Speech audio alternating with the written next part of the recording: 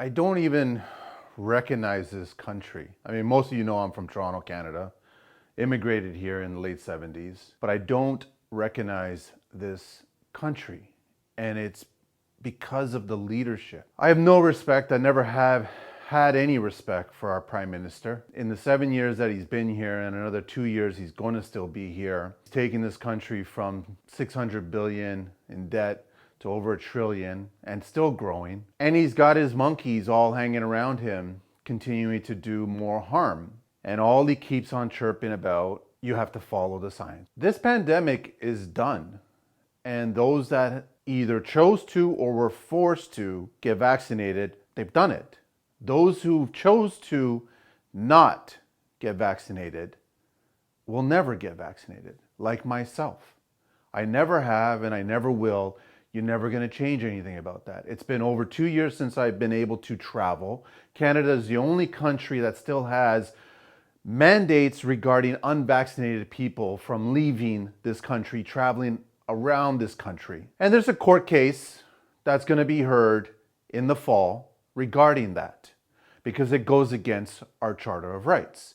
And knowing the pussy that Trudeau is, he's probably going to lift the mandates a week or two before that hearing. If it wasn't for his surname, he would never have become our Prime Minister.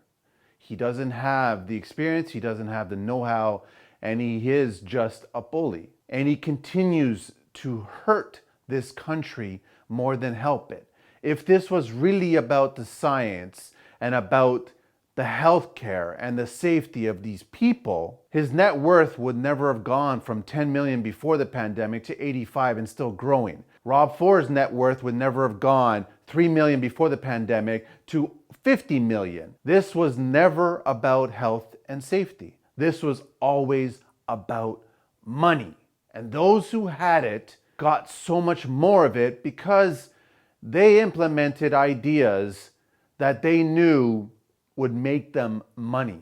Meanwhile, everybody else is struggling. Inflation, gas, diesel. How are they helping us? They're not helping anything. People are struggling, taking away their entire life savings to survive, borrowing to survive. How are they helping? They are not. They are only in it for themselves.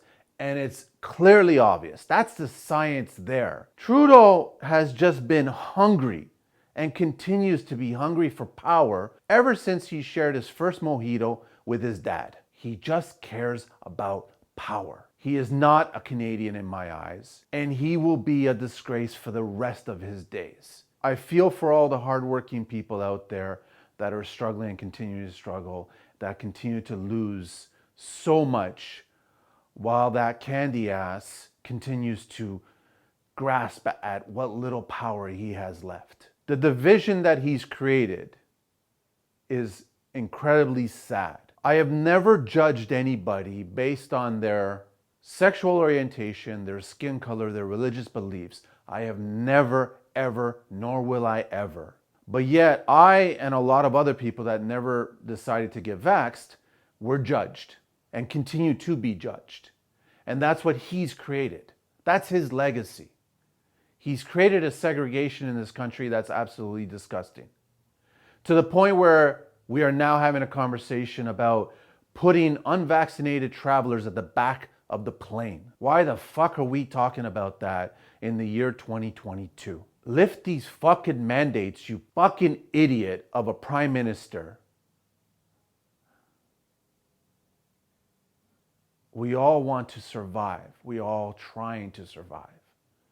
We just want a fair shake at it because you keep on breaking the law and hurting every single Canadian out there over and over and over. Fuck you, Trudeau, and fuck all of your friends in your little circle.